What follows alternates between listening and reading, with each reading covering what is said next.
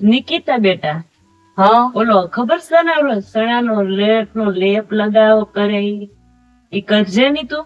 કેમ તમારે કરવું હશે લેપ મોઢે ના. લગાવવું હોય? મારે હવે થોડું હોય બેટા, મારી જોયા મોઢે કરસલી પડી ગઈ, હવે તો હું મારે ધોળું થઈને જ કરવું છે.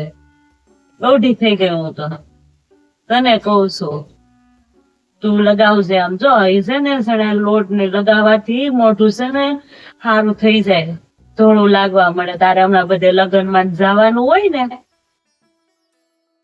અમે એ બધું ન કરીએ બા.